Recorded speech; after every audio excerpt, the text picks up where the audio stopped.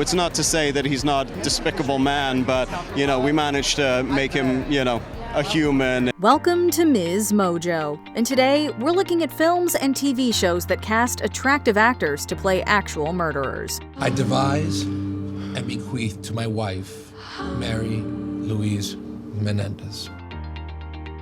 Darren Criss as Andrew Cunanan, the assassination of Gianni Versace, American Crime Story. Andrew was a lovable, loved, fun, smart, intelligent, charming guy. And he had all these things going for him.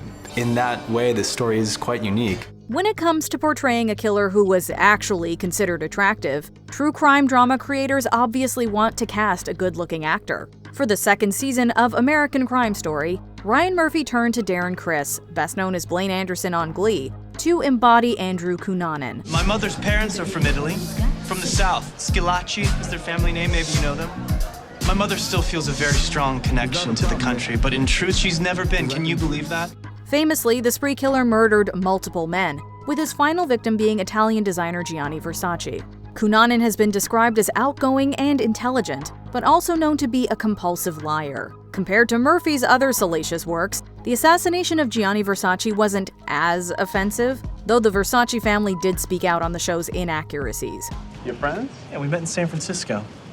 I was helping him with the costumes for Capriccio. It's an opera he was working on. And one night, he treated me to a meal at Stars. Anyone eats there. Viewers still loved Criss's outstanding performance, which earned him a Golden Globe, Critics' Choice, SAG Award, and Emmy. Rob Lowe as Drew Peterson. Drew Peterson, untouchable. Since making a name for himself in the late 1980s, Rob Lowe has become a bona fide movie star, member of the Brat Pack, and an all-around national treasure. Although he made several comedies and dramas, people weren't sure what to expect with 2012's Drew Peterson Untouchable. Strip. See, now I get it. You just want to have a look at my package. I can make that happen.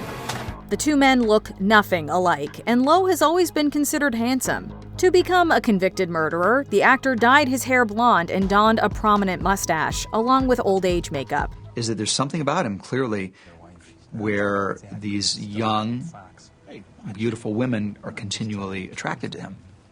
And so he clearly has some kind of swagger going. Of course, fans could still see the Hollywood hunk underneath. Lowe accepted the challenge, showing his range. The Lifetime movie wasn't deemed salacious, though the real Drew Peterson was not a fan. Well, he didn't mean hysterical in a funny way. He meant hysterically ridiculous, hysterically inaccurate. And I think that what shows that Stacey Peterson's own family also was quoted as saying that the movie was so inaccurate they had to laugh. Young actors as the Broward Seven, Bully. Based on Jim Schutz's 1997 book, indie filmmaker Larry Clark dramatized the 1993 murder of Bobby Kent in Florida. Kent mentally and physically abused his best friend Marty Puccio, Marty's girlfriend Lisa Connolly, and her friend Allie Willis, motivating their decision to kill him. Clark cast Brad Renfro as Puccio and Nick Stahl as the titular tormentor, both former child stars and 90s heartthrobs. Hey, you going out? Hey, man. You're my best friend, right? Well-known model/socialite Bijou Phillips played an overly sexualized Willis. Phillips and up-and-comer Kelly Garner's Heather Swallers were often scantily clad, as was Rachel Miner's Connolly, noticeably slimmer than her real-life counterpart. Dad, will you give me a massage?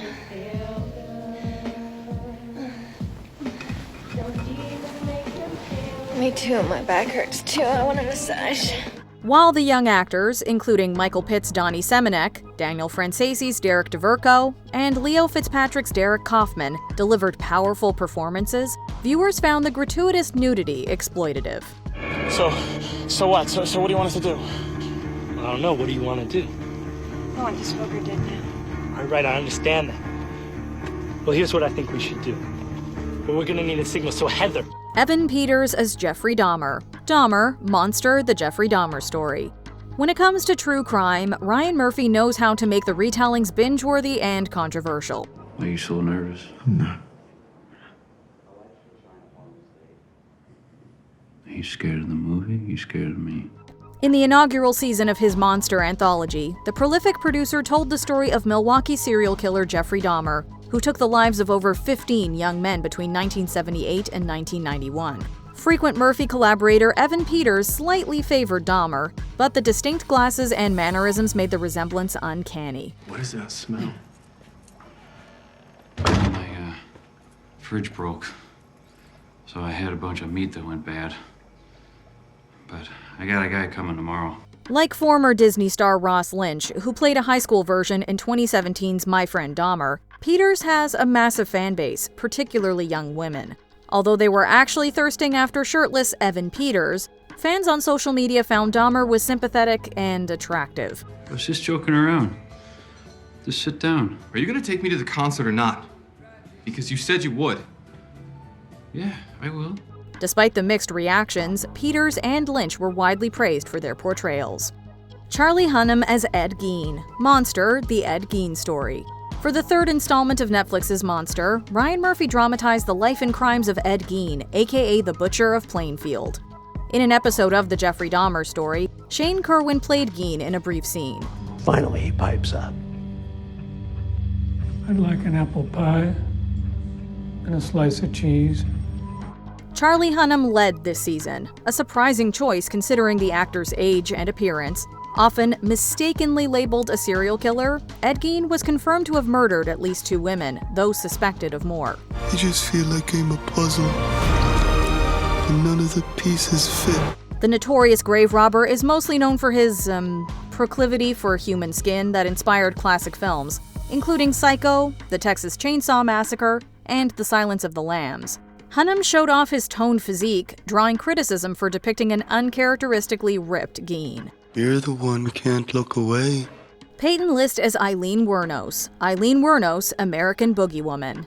For many audiences, they first learned about serial killer Aileen Wuornos from Patty Jenkins's Monster. The acclaimed 2003 biopic starred Charlize Theron, who went through an impressive transformation, earning an Oscar for her portrayal. Selby, I didn't do anything. Sel, Lee, you know what I'm talking about. Set in the 1970s, Daniel Farrens's American Boogie Woman sees a 20-something Wuornos as a swindling femme fatale, forcing her way into the lavish life of affluent yacht club president Louis Fell. Why the hell did you do this? Because I happen to be proud of the woman that I married, that's why. No, I never asked you to paint my goddamn name and face all over town. Disney and Cobra Kai star Peyton List plays the runaway sex worker, but unlike Theron, her appearance wasn't significantly altered. Instead, the movie depicts List's Wuornos as a young, irresistible seductress. Farrens has a reputation for embellishing true crime cases for entertainment. While the real Wuornos was briefly married to Louis Fell, American Boogie Woman takes a lot of creative liberties. I gave you my youth, my looks, my body. But everything comes with a price. And now you gotta pay. Nicholas Alexander Chavez and Cooper Koch as Lyle and Eric Menendez. Monsters, the Lyle and Eric Menendez story. When it came to season 2 of Monster, fans weren't sure how to feel about Ryan Murphy taking on the case of Lyle and Eric Menendez, the brothers convicted of killing their parents in 1989. I am enjoying some fine wine and some fine cheese, and I'm making sure that people see us. Because we've been here, 4 hours now? You know what they say, time flies when you're at the taste. Cooper Koch and Nicholas Alexander Chavez, who play Eric and Lyle respectively, were acknowledged for their phenomenal performances. But most viewers were put off by the hypersexualization of the siblings, beginning with the teaser trailer, and called Murphy out for implying they had an intimate relationship. Are we in that will? Probably not. So we're gonna find the will and we're gonna destroy it, but until then, we are living our best lives. Okay? The homoerotic moments between Lyle and Eric, including a kiss, were especially problematic considering the brothers allegedly suffered years of their father's horrific abuse.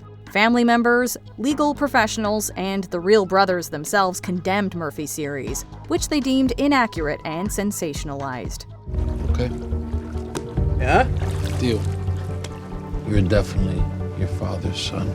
Zach Villa as Richard Ramirez, American Horror Story 1984. But I think I like you better. I know I do. You listen to me. Can I see your feet? Ryan Murphy doesn't just depict real-life killers in his American Crime Story and Monster Anthology series.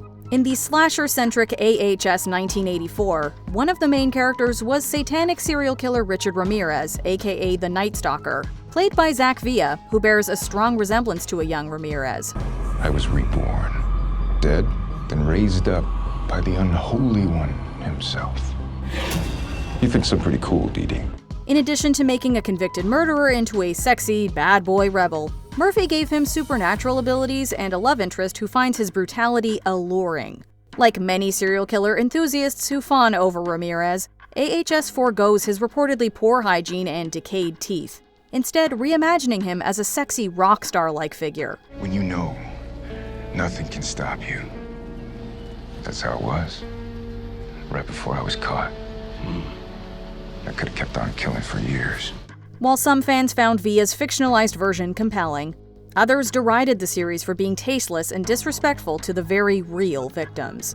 The Manson Family, Various. Well, Terry and Candy don't live here anymore. This is the Polanski residence now. Really? He moved? Cult leader Charles Manson has been the subject of countless documentaries and dramatizations, with the family regularly depicted as beautiful, scantily clad hippies. While there's truth to that, most movies and shows overly sexualize the Manson girls, namely Susan Atkins, Patricia Renwinkle, and Leslie Van Houten. For Once Upon a Time in Hollywood, Quentin Tarantino cast rising starlets Mikey Madison, Margaret Qualley, Sydney Sweeney, and heartthrob Austin Butler as family members. What do we do now? Well, we do what we came to do. And when we're done, we split up and hitch home. Any more questions? Sometimes Manson himself is romanticized, like when he was played by beloved Doctor Who star Matt Smith in Charlie Says. The most egregious example is 2009's Manson, My Name is Evil, a campy dark comedy centered on Christine Hager's Leslie, and a young juror's growing sexual attraction and obsession with her. What will you give me for a basket full of kisses, Leslie?